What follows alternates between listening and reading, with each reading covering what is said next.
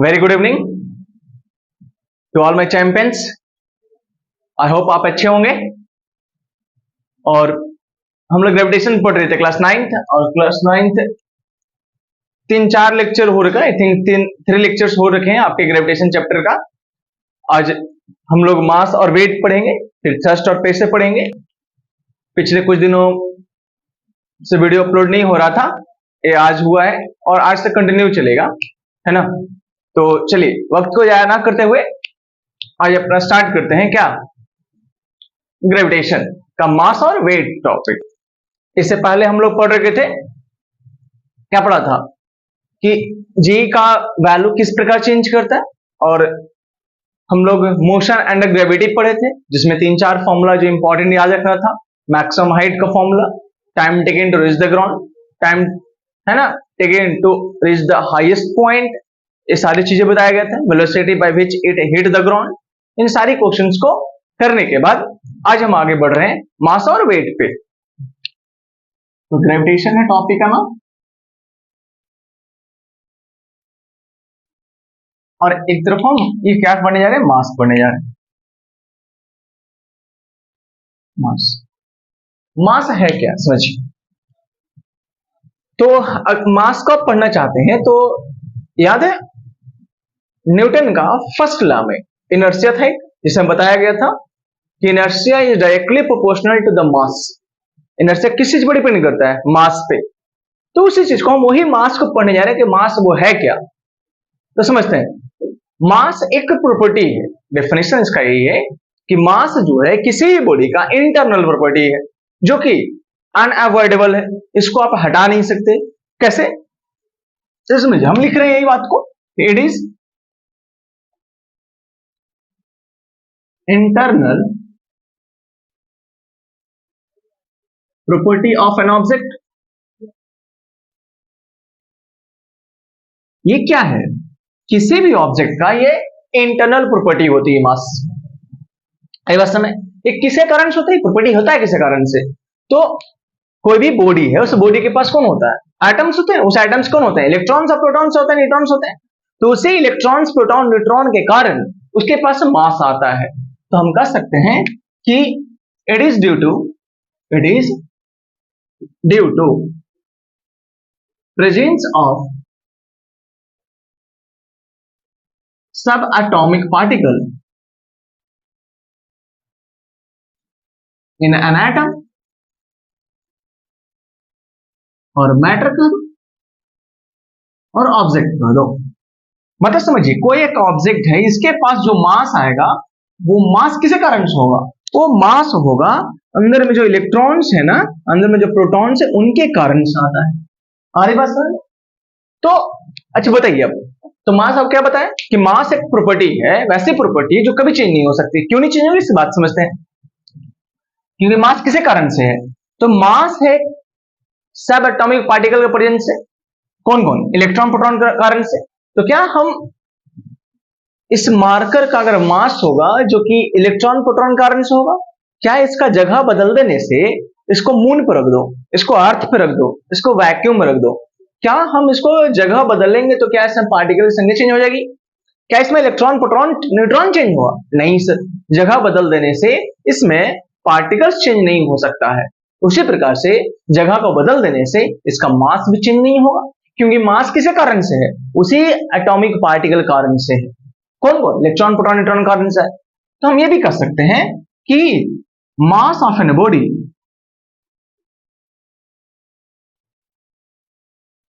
क्या होता है, रिमेन्स कांस्टेंट एवरीवेयर।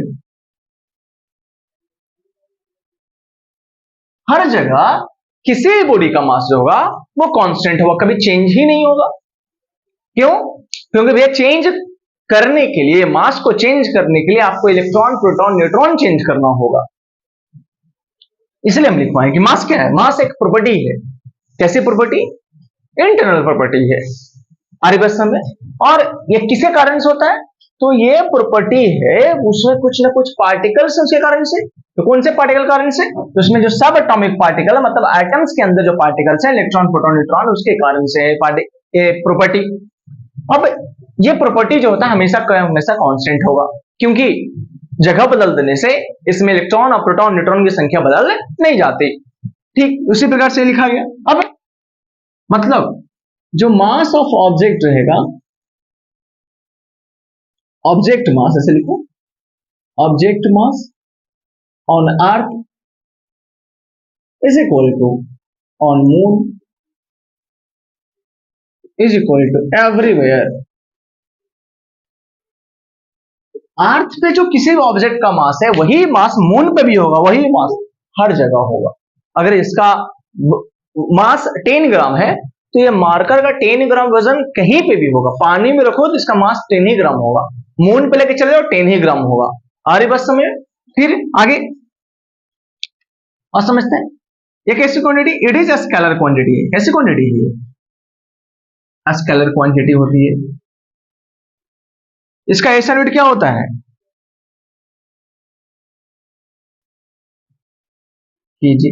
मास किसे मेजर करते हैं, केजी में मेजर करते हैं। और समझिए हम कह सकते हैं कि मास जो है, mass is the measuring, mass से हम क्या मेजर करते हैं, इज द मेजरिंग क्राइटेरिया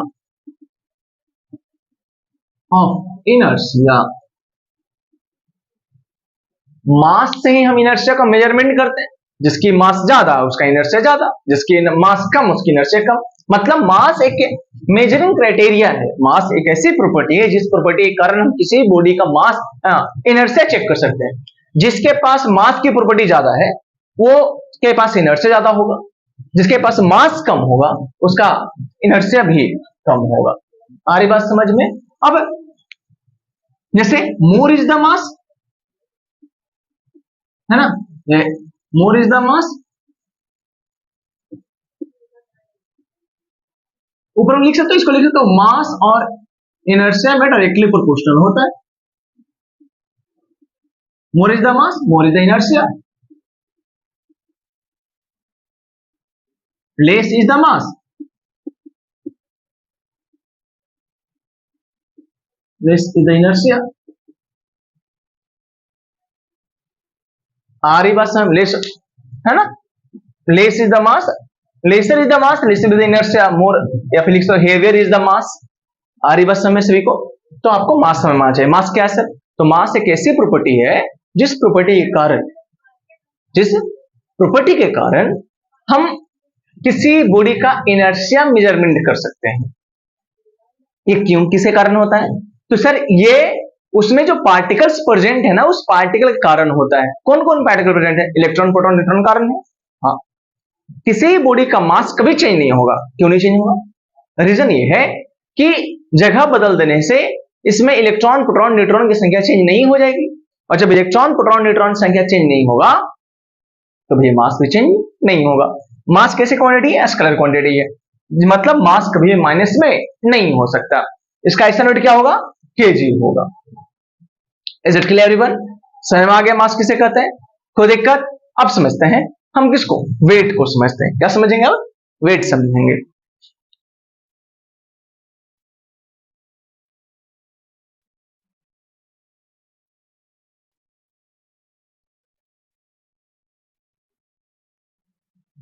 तो समझते हैं वेट, क्या समझना है हमको, वेट क्या है। वेट क्या है, वेट एक फोर्स है। वेट क्या है, वैसे समझिएगा, अगर किसी भी बॉडी का कोई मास है उस मास का वेट पता करना है, मतलब कोई बॉडी का वेट पता करना है, तो इस मार्कर का जो वेट होगा वह एक फोर्स होगा। कौन सी फोर्स, नेट फोर्स के बराबर है। इस मार्कर पे जितना नेट फोर्स लगेगा उसी नेट फोर्स को हम वेट कह सकते हैं। अरे बस में तो हम ये कह सकते हैं कि weight is the weight of an object, weight of an object is equal to, किसके बराबर होगा, net force applied on it, net force applied on it.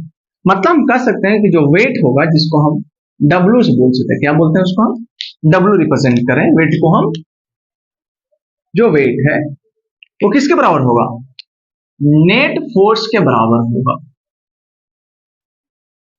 जिस बॉडी पे जितना फोर्स लगता है नेट फोर्स, उसी नेट फोर्स को उसको बॉडी का वेट बोलते हैं। आ रही बात समझ में?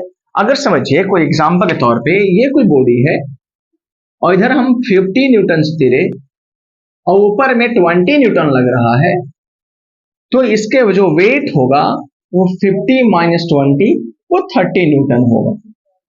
ये समझना है आपको। मतलब वेट कुछ और नहीं है, एक फोर्स है, जो फोर्स उस पर लगता है उसे को हम वेट कहते हैं, नेट फोर्स को। अरे बस समय तो हम ये कह सकते हैं वेट नेट फोर्स के बराबर होता है। अच्छा ये क्या होता है? It is vector quantity.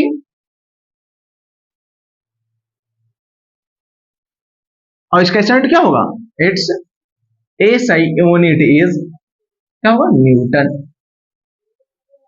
आगे वेट किसको कहते हैं? तो वेट कहते हैं सर किसी भी बॉडी पे जितना नेट फोर्स लगता है उसी नेट फोर्स को वेट कहते हैं। और बस में इस बॉडी पे देखिए 50 न्यूटन नीचे लग रहा है, 20 न्यूटन ऊपर लग रहा है, तो ओवरऑल 30 न्यूटन नीचे लगा, उसे 30 न्यूटन को अपन हम इसका वेट कहेंगे। अब समझते हैं कि weight of object on earth, earth पे। तो भैया अर्थ पे अगर हम किसी ऑब्जेक्ट का, ये अर्थ है, इस जगह पे हम किसी का वेट मेजर करेंगे तो यहां कौन फोर्स लगाएगा? तो इस जगह पे फोर्स कौन लगा रहा है? अर्थ लगा रहा है, ग्रेविटेशन फोर्स या ग्रेविटी बोल रहे, ग्रेविटी लग रहा है। मतलब कह सकते हैं कि weight on earth, weight on earth is equal to net force due to earth due to gravity. किसी भी बॉडी पे, अर्थ पे हम अगर मेजर करने जा रहे हैं, हम किसी भी बॉडी पे इसका वेट मेजर कर रहे हैं अर्थ पे, तो अर्थ वेट कौन होता है? फोर्स के बराबर। तो अगर हम पृथ्वी पर नाप रहे हैं, मेजरमेंट कर रहे हैं, तो इस पे देखेंगे कि जितना फोर्स ग्रेविटी लगाता है उसी फोर्स को हम इसका वेट कहेंगे। अगर कोई ऑब्जेक्ट है, समझिएगा, तो वेट बराबर हम लिख सकते हैं नेट फोर्स का मतलब मास इनटू mg हो, क्योंकि ग्रेविटी फोर्स का फॉर्मूला क्या होता है? m इंटू जी। मास इंटू एक्सेलरेशन फोर्स का वैल्यू, लेकिन एक्सेलरेशन की जगह जी लेंगे क्योंकि कौन फोर्स लगाया? अर्थ लगाया। और बस हमें मतलब समझिए कि अगर हम बात करें find the weight of an object 20 kg at earth surface, at earth surface, earth के सरफेस पर वेट निकाले तो देखते हैं कि अर्थ इस पे कितना फोर्स लगाएगा। तो वेट बराबर होता है फोर्स, तो फोर्स होता है m इंटू जी, मास 20 kg, और जी नहीं दे रखा है 9.8 ले लो, कितना हो जाएगा? 96 न्यूटन, मतलब उसका वेट है 196 न्यूटन होगा। और बस समय जिस पे वेट निकालना है या जिस बॉडी का वेट निकालना है, या ध्यान दीजिएगा, जिस बॉडी का वेट निकालना चाहते हैं आप ये निकाल लीजिए कि उस पर फोर्स कितना लगा है। जितना बॉडी पे फोर्स लगता है उसी फोर्स का उसका वेट बोलते हैं। हमारी बात समझ में? देखो ना, बैलेंसिंग मशीन देखो, मान लो तराजू है और इलेक्ट्रॉनिक तराजू वेटिंग मशीन है, इसको आप बोलते हैं। अरे बस ऊपर आप कोई ऑब्जेक्ट रख दीजिए, आप नीचे से क्या कीजिएगा, नीचे से आप फिंगर लगा रह जाएगा, तो वेटिंग कम दिखाता है। क्यों? क्योंकि फोर्स अनबैलेंस हो गई है ना। वो किसमें नहीं पकड़ता। आप क्या हो, आप चढ़ते हैं किसी तराजू पर चढ़ जाओगे, वजन दिखाता है, वजन कैसे दिखा रहा है? वो वजन दिखा रहा है कि आपको अर्थ कितना से नीचे खींच रहा है। अरे बस में अगर आपको कोई ऊपर खींच देगा, ऊपर में उठा करके, तो आप वेट कम दिखाएगा। आप ऐसे समझिए कि अगर हम ये मार्कर को हम रख दे तराजू पे, वेटिंग मशीन पे, तो इसका पूरा वेट दिखा देगा, लेकिन इसको ऐसे हम पकड़ ले रहे हैं ऊपर में, इसका पूरा वेट नहीं दिखाएगा। क्यों? क्योंकि उस समय इसका बैलेंस जो है वो वेटिंग मशीन पे इसका जो वजन है अलग दिखाया, क्योंकि इस पर दो फोर्स लगेगा, नीचे की और ऊपर की ओर, तो जो नेट फोर्स लगेगा वही दिखाएगा, वो एक्यूरेट वेट नहीं दिखाएगा। अरे बस में चलिए, तो इसलिए देखें, आप दुकानदार के पास जाइएगा, दुकान वाले में, और क्या कीजिएगा, जहां पे वेटिंग मशीन है उसमें आप है ना अपना फिंगर इंटरप्ट कर दीजिएगा, और उसके बाद देखिएगा क्या सामान चढ़ रहा है, लेकिन रीडिंग जो है अच्छा बढ़ नहीं रहा है। क्यों नहीं बढ़ रहा है? क्योंकि आप उसको बैलेंस कर रहे हो नीचे से, और वेट जो दिखाता है वो बैलेंसिंग पे दिखाता है, नेट फोर्स दिखाता है। नेट फोर्स कम लगा, वेट कम दिखाएगा। मतलब वेट में ज्यादा कंफ्यूजन नहीं रखना है आपको। वेट एक नेट फोर्स को कहते हैं, किसी बॉडी पे जितना नेट फोर्स लगता है उसी नेट फोर्स को अपन क्या कहते हैं? वेट कहते हैं। ये आगे समझ में, अब समझिए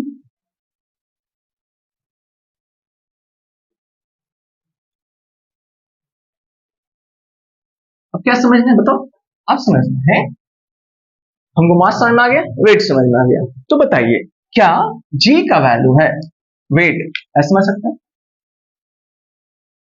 wait of an object change करता है, क्या करता है, change place to place, place to place as g changes,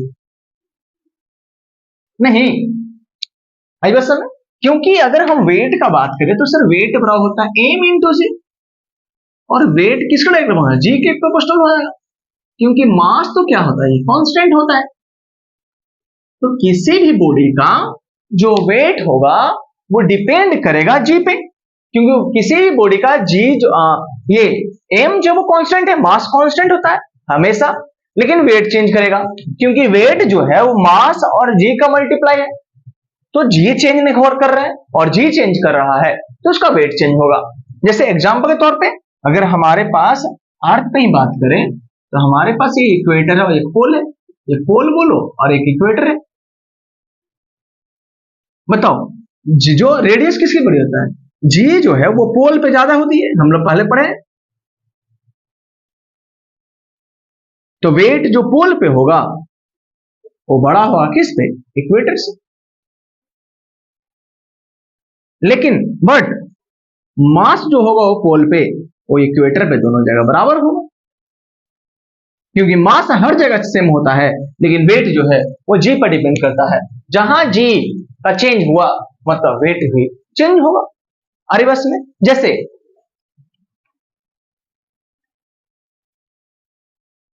जैसे समझो आप ऐसे,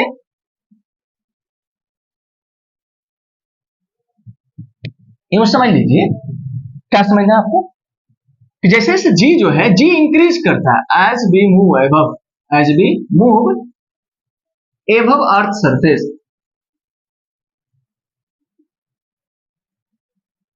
जैसे जैसे हम ऊपर की ओर बढ़ेंगे जी की वैल्यू बढ़ेगी घटेगी, घटेगी सर, और इसीलिए वेट भी है वो, वेट जो है double wait of an object क्या करेगा, डिक्रीज करेगा एज वी मूव अपवर्ड, क्योंकि जैसे जैसे ऊपर बढ़ोगे जी की वैल्यू कमेगी और जी की वैल्यू कम करेगी तो वेट भी कमेगा।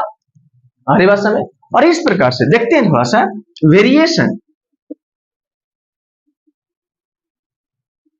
वेरिएशन ऑफ वेट कहां से, फ्रॉम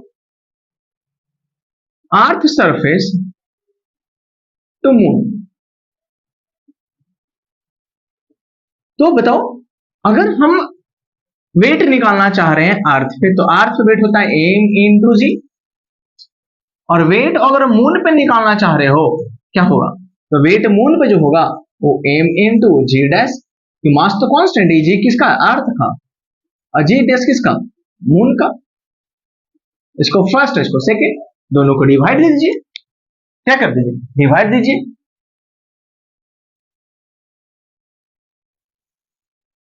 है ना, डिवाइड दो, तो सेकेंड को डिवाइड दो फर्स्ट से, डिवाइड सेकेंड बाय फर्स्ट, तो कह सकते हैं W of weight on moon is equal to weight by weight of on earth, ये क्या होगा, M into g dash moon पे, और ये कितना होगा, एम इंटू जी अर्थ पे, और ये तो कैंसिल आउट हो जाएगा, ये बचेगा जी डैश मून और बटा जी अर्थ, और इसकी जो वैल्यू होती है 1/6 होता है, हम लोग पिछले क्लास में किए हैं,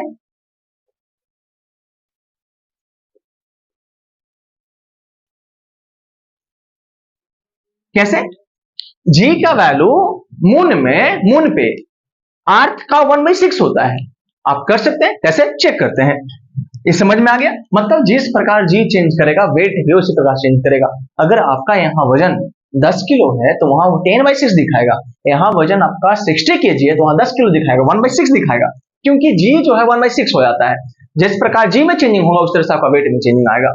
आगे बात में ऐसे कैसे कर सकते हैं, ऐसे सर कैसे निकालेंगे जी का वैल्यू, तो निकाल लो,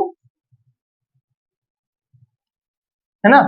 मतलब ये बता देते, फिर बता रहे, proof g of moon by g of earth is equal to 1/6 होता है। कैसे बताइए, तो सर जी का फॉर्मूला याद है, जी का फॉर्मूला, जी का जो फॉर्मूला होता है जी इंटू मास ऑफ, अगर मूल लिख दो, by G into mass of और बाई आर स्क्वायर।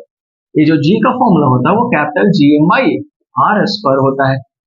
और इस प्रकार से जी एम बाई आर किसका लेना होगा, मून का, बाई जी किसका लेना होगा, ये हम निकाल रहे हैं जी डैश बाई जी निकाल रहे हैं, ये जी निकालना होगा अर्थ का, मास अर्थ का, और रेडियस स्क्वायर भी किसका, अर्थ का। जी से जी कैंसिल आउट हो जाएगा, ऊपर में मास ऑफ मून आएगा, नीचे में मास ऑफ अर्थ आएगा, ऊपर में रेडियस ऑफ अर्थ का स्क्वायर जाएगा, नीचे में रेडियस ऑफ मून का स्क्वायर आएगा। और इसको आप जब सॉल्व कीजिएगा इसकी वैल्यू 1/6 हो जाती है। सबका वैल्यू फिर देख लेना है आपको। तो हम यही देखे कि जैसे जैसे जी चेंज करता है ठीक उसी प्रकार से वेट भी चेंज करता है। तो दोनों में आप कंपैरिजन कर लीजिएगा, वेट और मास में। मास एक प्रॉपर्टी है जबकि वेट एक फोर्स है। हमारी बात समझ। अब मास जो है वो हमेशा कांस्टेंट है जबकि वेट जो है हमेशा चेंज करता है। मास जो है वो डिपेंड करता है इलेक्ट्रॉन प्रोटॉन न्यूट्रॉन की संख्या पे, जबकि वेट जो डिपेंड करता है नेट फोर्स पे, जी पे। जैसे जैसे जी में चेंजिंग होगा उसी प्रकार से मास में वेट में चेंजिंग आएगा। मास हमारा स्केलर क्वांटिटी जबकि वेट हमारा वेक्टर क्वांटिटी, उसका ऐसा यूनिट केजी और वेट का ऐसा यूनिट न्यूटन। हमारी बात समझ में, कोई दिक्कत नहीं। चलिए आगे बढ़ते हैं। अब तो मास और वेट आपका हो गया अच्छी तरह से। अब आज हम आगे पढ़ेंगे क्या, थ्रस्ट और pressure.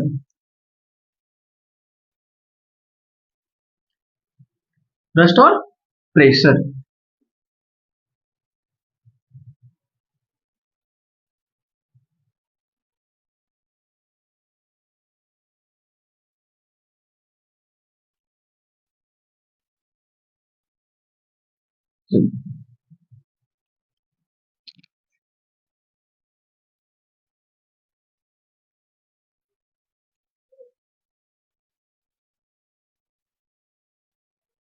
Thrust and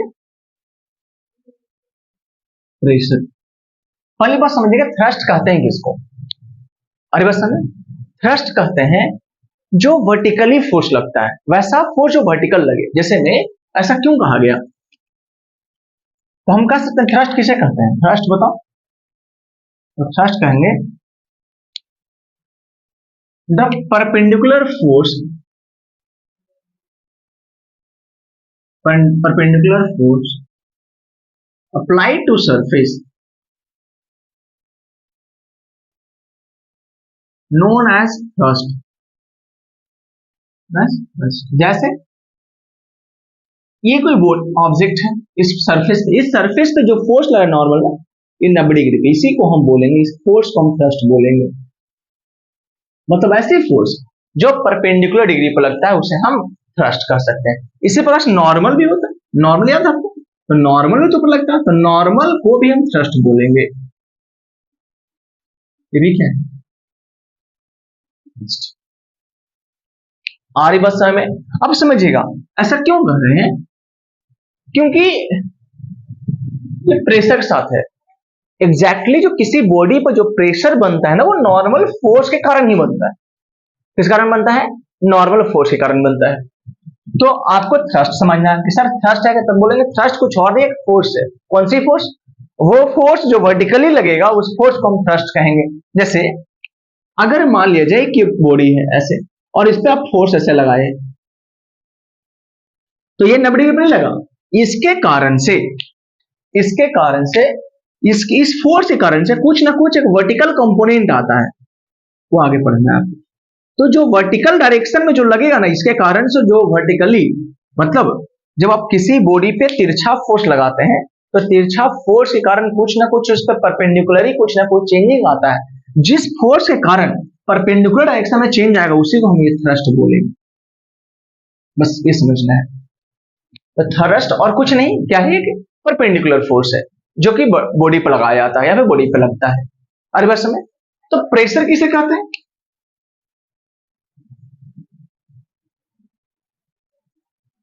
pressure pressure कहते हैं फोर्स पर यूनिट एरिया, या फिर मतलब फोर्स पर यूनिट एरिया मतलब एक यूनिट एरिया में जो फोर्स लगता है उसी फोर्स को हम प्रेशर कहेंगे। मतलब द फोर्स या फिर फोर्स, ठीक है वही लिखा हूं, फोर्स पर unit area is known as, क्या बोलते हैं इसको, प्रेशर बोल रहे हैं। तो pressure is equal to force upon area. ये फोर्स कौन सी, परपेंडिकुलर फोर्स, इसलिए हम थ्रस्ट भी लिख सकते हैं इसको। प्रेशर जो है, आप ऐसे अगर हम ऐसे फोर्स लगाएंगे ना तो समझिए इस बोर्ड पे अगर हम इस तरह से फोर्स लगा रहे हैं तो इस फोर्स के कारण प्रेशर नहीं एग्जर्ट होगा। प्रेशर किस कारण से बनेगा बोर्ड पे, जो परपेंडिकुलर डायरेक्शन में ये प्रेशर लगेगा। तो ये हम आपको समझा रहे हैं कि जब आप किसी बॉडी पे ऐसे तिरछा फोर्स लगाओगे तो तिरछा लगाइएगा जब फोर्स, तो इस फोर्स के कारण कुछ ना कुछ इस डायरेक्शन में भी चेंजिंग आएगा। अरे बस जैसे मान लो कि गद्दा रहे या फिर स्पॉन्ज रहे, स्पॉन्जी गद्दा पे हम ऐसे तिरछा फोर्स लगाएंगे तो वर्टिकल डायरेक्शन में कुछ ना कुछ चेंजिंग आएगा, वर्टिकल में भी कुछ ना कुछ कॉम्प्रेस होगा। तो वर्टिकल डायरेक्शन में कॉम्प्रेस कैसे हुआ, तो किस फोर्स के कारण आया, तो वही थ्रस्ट के कारण आया। अरे बस में मतलब परपेंडिकुलर डायरेक्शन में जो फोर्स लगता है उसी फोर्स को हम क्या बोलेंगे, थ्रस्ट बोलेंगे। और उसी थ्रस्ट के कारण क्या प्रोड्यूस होता है, प्रेशर। इसका ऐसा यूनिट क्या है, प्रेशर का जो ऐसा यूनिट होगा, थ्रस्ट का न्यूटन और एरिया का मीटर स्क्वायर। तो न्यूटन मीटर स्क्वायर को ही थ्रस्ट कहते हैं या फिर प्रेशर कहते हैं, और इसी को हम पास्कल कहते हैं। तो प्रेशर का यूनिट क्या आ गया, पास्कल हो गया। आरी बस में तो आप एक बात समझ सकते हैं क्या,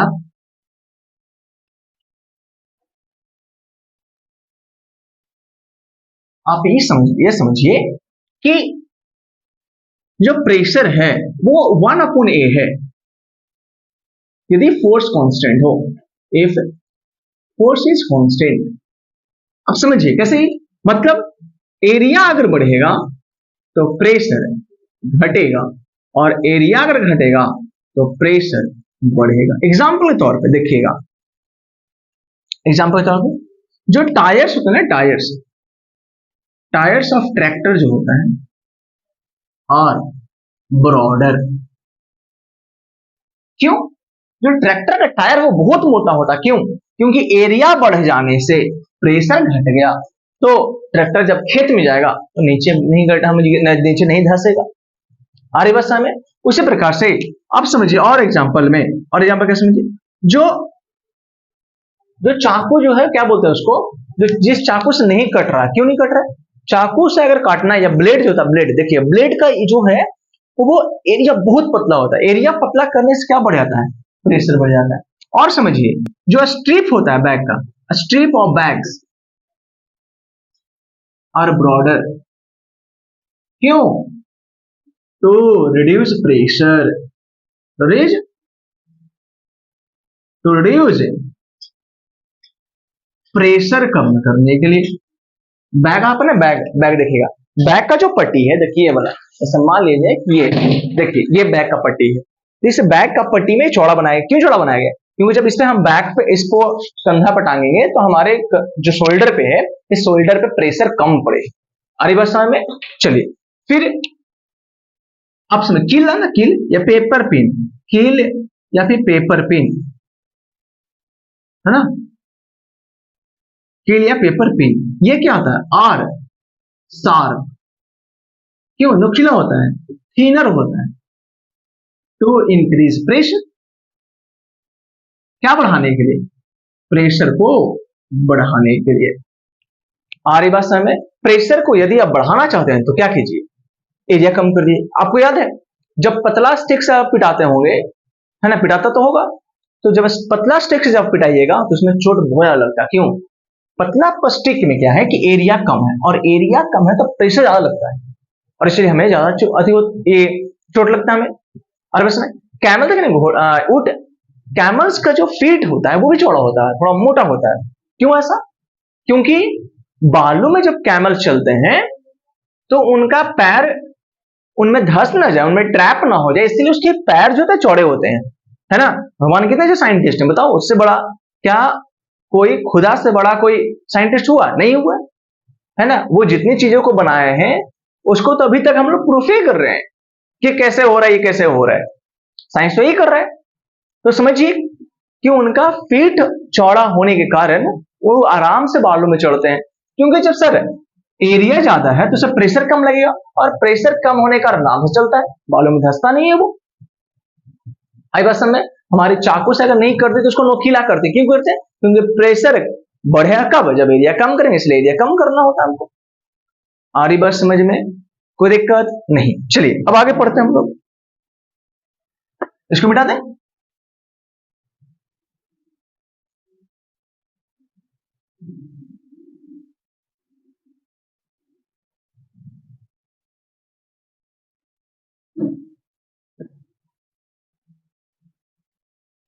अब हम लोग पढ़ेंगे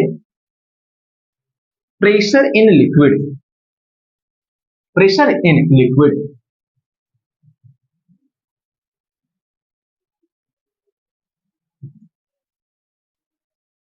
प्रेशर इन लिक्विड।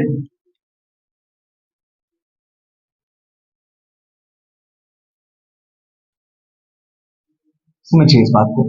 मान लो कोई कंटेनर है, एक कंटेनर हम ले लिए और इस कंटेनर में पानी रखा हुआ है।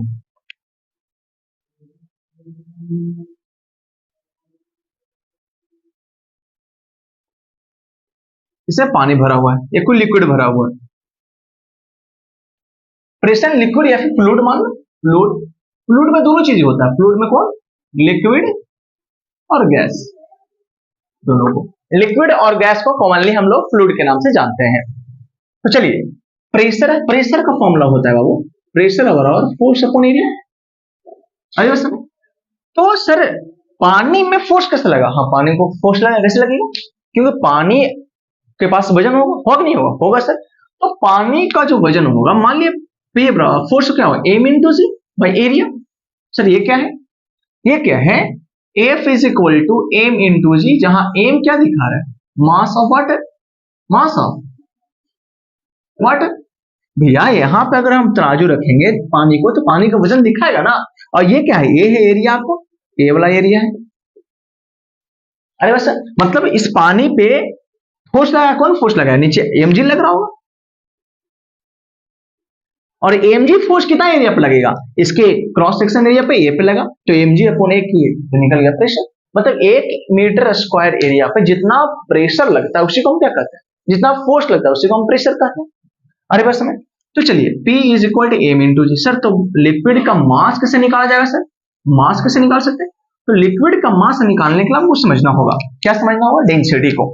तो जो डेंसिटी होता है जिसको हम रो बोलते हैं, क्या बोलते हैं? रो। ये होता है mass upon volume, mass upon m upon v. मतलब रो, इसको क्या बोलते हैं? आर एच, रो।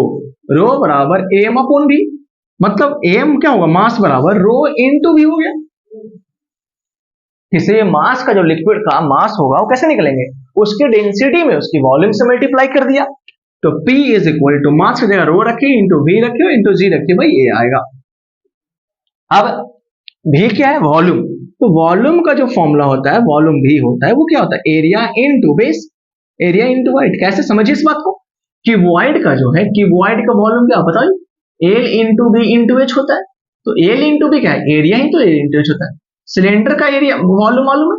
तो सिलेंडर होता है पाई आर स्क्वायर एच। तो सिलेंडर क्या देखो, तो एरिया तो सर्किल का एच, तो मतलब एरिया इंटू हाइट करेंगे तो वॉल्यूम निकलेगा। तो आप प्रेशर की जगह वॉल्यूम की जगह पे क्या लिखिए? वॉल्यूम रह दिया, ऐसे जी रखिए, और इस वॉल्यूम की जगह हम लिख देते हैं क्या? A into h by a, a से ए कट गया। मतलब pressure into liquid is equal to rho g h होगा, जहां रो क्या है? रो है आपका डेंसिटी, डेंसिटी ऑफ लिक्विड। हम लोग न्यूमेरिकल करेंगे कि एक, और एच क्या है? हाइट फ्रॉम, हाइट फ्रॉम कहां से? टॉप क्योंकि पानी में वजन कैसे बढ़ेगा, ऊपर से नीचे आओगे तब ना वजन बढ़ेगा। तो जैसे जैसे एच बढ़ेगा, एच बढ़ेगा वैसे प्रेशर भी बढ़ेगा। आ रही बात समझ, क्योंकि ऊपर जाओगे तो वजन घटेगा ना नहीं। मान लीजिए कि आप यहाँ पे तराजू रखिए, फिर यहाँ रखिएगा, तो जैसे जैसे ऊपर जाओगे, जैसे जैसे ऊपर जाओगे वजन कम रहा है पानी का, जैसे नीचे आओगे पानी वजन का बढ़ रहा है। अरे बस समय आप यहाँ का पानी उठाइए, इस फर्स्ट लेयर का, तो पानी हल्का लगेगा। इस लेयर का पानी बढ़ेगा। जब सबसे नीचे वाले लेयर को पानी को उठाइएगा पूरे को एक साथ, तो इसको जब उठाएगा तो पूरा उठेगा ना, तो पूरे का फोर्स लगेगा, और उसके लिए फोर्स। ये समझ में आया? तो आपको और समझना है क्या, हम समझे इस चीज से, हमें इसी से ये समझना है कि हम जैसे जैसे पानी के नीचे जाएंगे तो प्रेशर बढ़ता है। अरे बस है, मतलब कहना है हमारा, इस बात को मिटा रहे।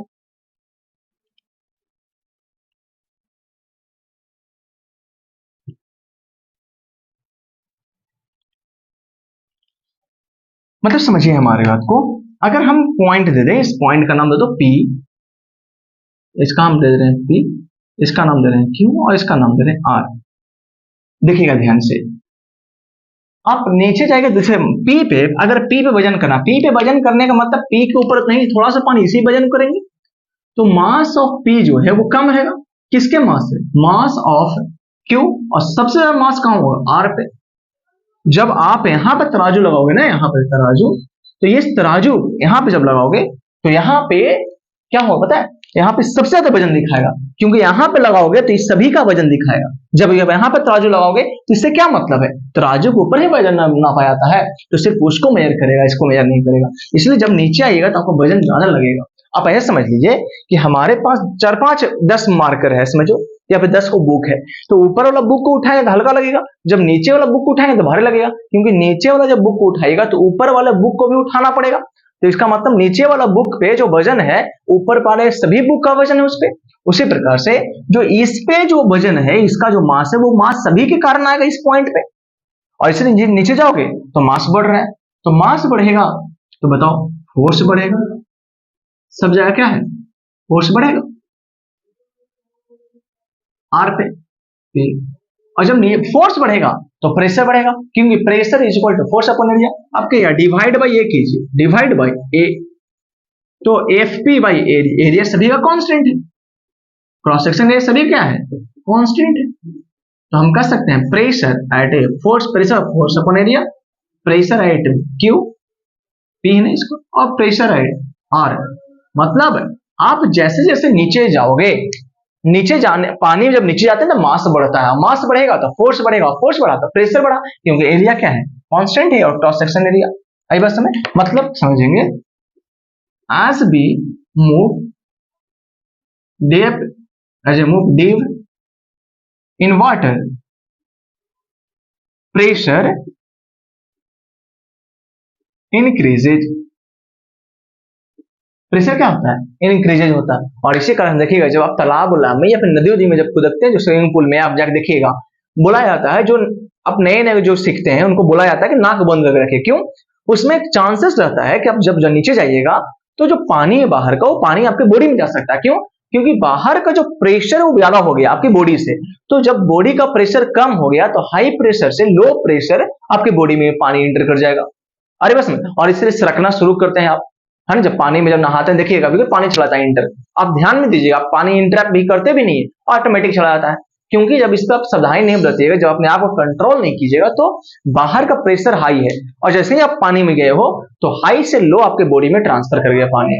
आई वाज तक आप पानी जब बॉडी में चले गए तो आप सकते हैं आप, ये समझ में आ रहा है। और जैसे जैसे ऊपर मूव करेंगे,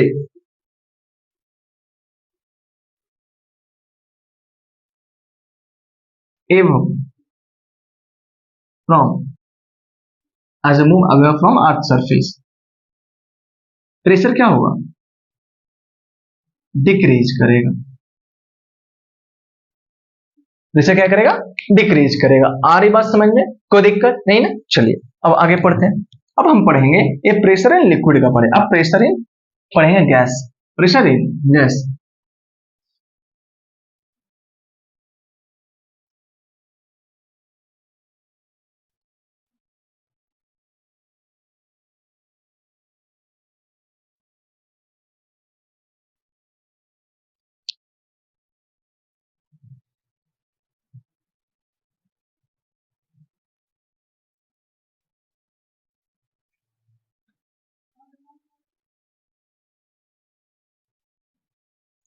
प्रेशर इन गैस, थोड़ा सा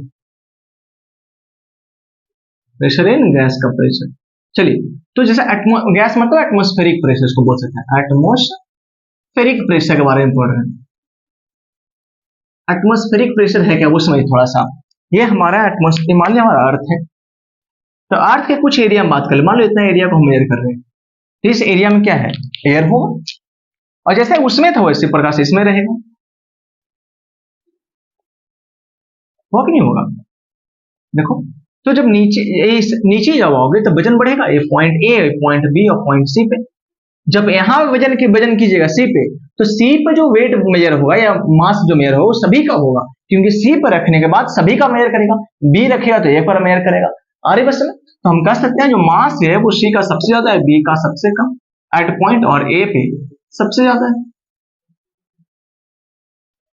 अरे बस में, और इस समझिए मास ऑफ सी और मास ऑफ बी, तो भैया प्रेशर सबसे ज्यादा कहां लगेगा, ए पे। तो इसे भी ध्यान देना, नोट करना कि प्रेशर इन एयर, या फिर एटमॉस्फेरिक प्रेशर लिख सकते हो, एटमॉस्फेरिक जो प्रेशर है वो क्या करता है, इंक्रीज करता है या डिक्रीज, इंक्रीज करता है। कब, as we move towards earth surface, towards earth surface, मतलब नीचे जैसे जाइएगा प्रेशर बढ़ेगा, अरे समय एंड अर्थ सरफेस जो प्रेशर माना था वो मानते हैं 1 atm, 1 एटमॉस्फेरिक, है ना, प्रेशर। अब समझते हैं, क्या समझते हैं कि जो प्रेशर होगा एटमॉस्फेरिक प्रेशर,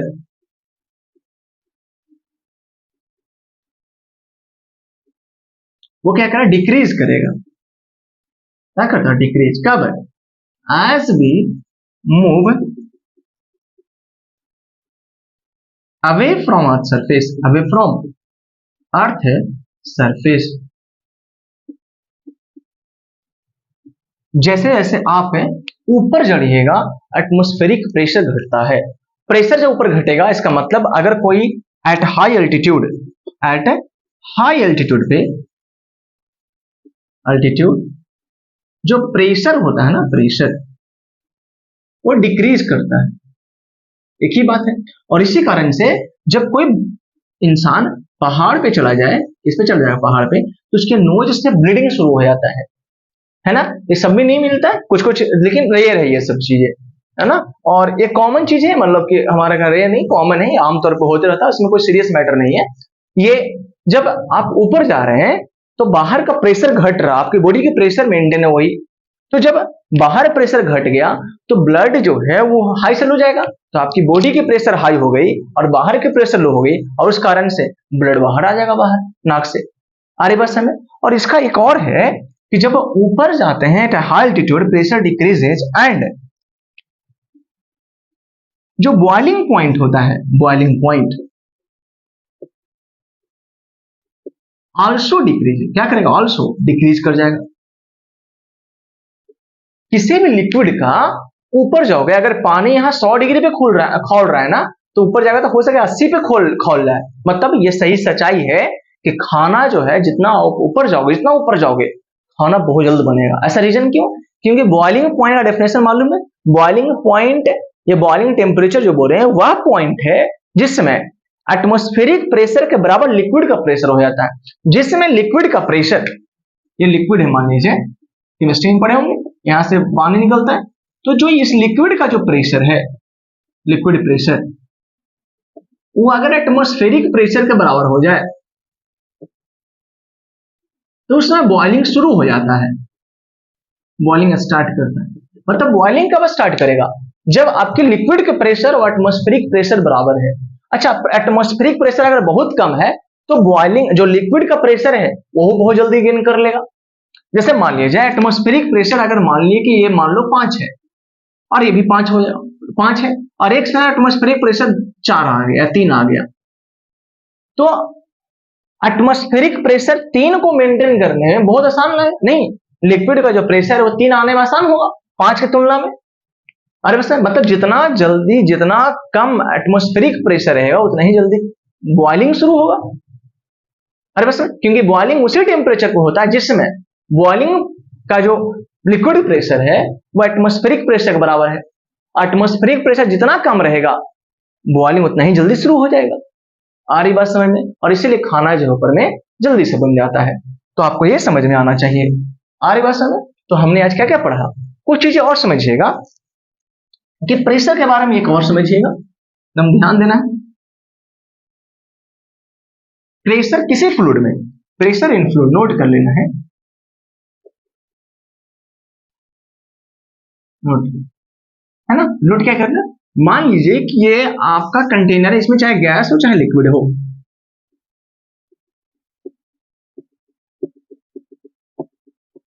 गैस चाहे लिक्विड हो, किसी एक पॉइंट पे जो प्रेशर लगेगा वो सभी डायरेक्शन में इक्वल लगेगा। Pressure at a certain height, at a certain height is always equal.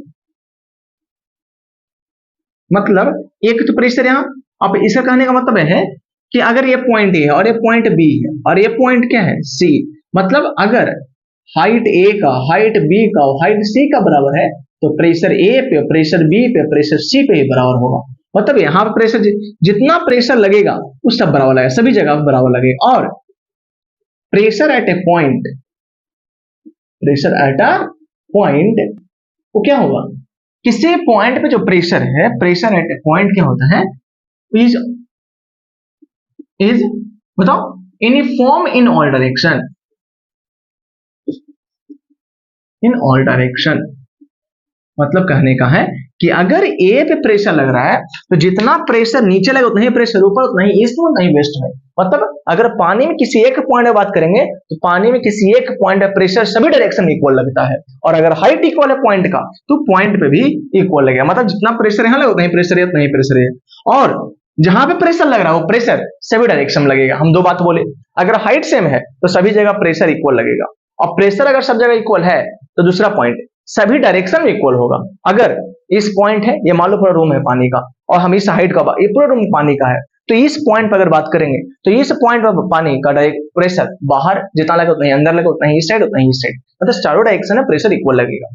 और अगर इसका हाइट 10 सेंटीमीटर है ग्राउंड से या ऊपर से, कहीं से भी हाइट सेम हो जाए, अरे बस में, तो हर जगह पे क्या होगा, हर जगह पे प्रेशर जो है इक्वल लगेगा। याद है इसका कंसेप्ट हम लोग कौन करते हैं, मेंशन जो आपका राज्य में दूरी होता है वही करता है। हाइट मेजर करने के लिए देखिए ऐसे, मान लीजिए कि हमको लेवल लेना है, ये समझिए कि एक ये है और एक ये है, हमें पता करना है कि दोनों का हाइट सेम है कि नहीं है। पता है वो पाइप ले आता है और वो पाइप में पानी भरता है, वो पाइप कहीं कुछ रहे, मुड़ा नहीं हो जाए, पाइप कहीं कुछ हो, और देखते हैं कि जब दोनों जगह पानी जब आ जाता है ना, निकलना शुरू हो जाता है। अरे बस में मतलब कहते हैं कि वो पानी से मेंटेन कर लेता है। क्यों पानी से मेंटेन कर लेता है, तो देखता है कि भैया दोनों का पानी का लेवल सेम हो गया। पानी का लेवल सेम होने का मतलब पानी का प्रेशर इक्वल लग रहा है, क्योंकि प्रेशर जो होता है रोज एच होता है, रोज एच। अगर प्रेशर इक्वल लगेगा तो हाइट इक्वल होगा, ऐसा समझिए। क्योंकि प्रेशर किस पर डिपेंड कर रहा है, हाइट पे। रो पानी का कांस्टेंट है, जी भी कांस्टेंट है, प्रेशर किस पर डिपेंड कर रहा है, हाइट पे। अरे बस में मतलब अगर पानी का प्रेशर दोनों जगह सेम है, मतलब कहा गया कि भैया पानी यहाँ दोनों सेम है, लेवल मिलाता है कि बताइए पानी कहाँ जा रहा है। अरे बस जैसे मान लीजिए कि अगर हम यहाँ पे लेवल मिला रहे हैं और यहाँ पाइप, यहाँ पानी हम पहुंचा दिए पाइप का और यहाँ पकड़े हुए, तो दूसरे तरफ दिखाएंगे ना तो पानी देखेंगे कहाँ नीचे आ रहा है। अगर जहां तक पानी ऊपर जाता है ना, मान लो कि इसका प्रेशर यहाँ तक इक्वल है तो उसको पाइप को ऊपर ले जाना पड़ेगा। अरे बस है वो एक्सपेरिमेंटल है, करने का है चीज कि पाइप में जब पानी रहता है ना तो वो, अगर पानी ऐसे है मान समझिए इस टाइप को, ऐसे समझिए, तो ये अगर ये ग्राउंड से ना, ये अगर एच हाइट पे है ना तो इधर ही पानी एच हाइट पे पहुंच जाएगा, बशर्ते नीचे कुछ भी हो, किसी तरह का पाइप हो, पाइप मुड़ क्यों नहीं जाए उसे मतलब नहीं है, क्योंकि प्रेशर से मतलब है। अरे बस समय क्या कहना चाह रहे हैं आपको। तो आज हम लोग क्या पढ़े, हम लोग मास पढ़ा, वेट पढ़ा, थ्रस्ट पढ़ा और प्रेशर पढ़ा, ये सभी चीज को पढ़ लिया। अरे बस में कुछ एक चीज खास चीज हम आज 2 मिनट और लेना चाहेंगे। कैसे रीडिंग पढ़ रहे, reading of weighing machine, reading कैसे करता है, मतलब जो वेटिंग मशीन हो रीडिंग कैसे करता है, ये हमें पहले बताना चाहिए था लेकिन अभी बता रहे हैं, नहीं था।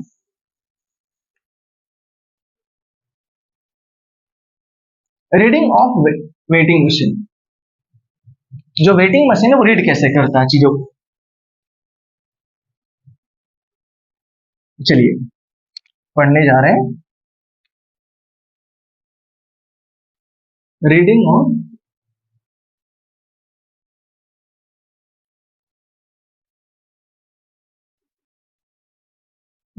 वेटिंग मशीन कैसे रीड करता है।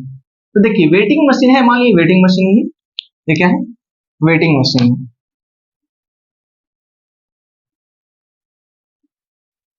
शायद टी नहीं होता, देख लीजिएगा।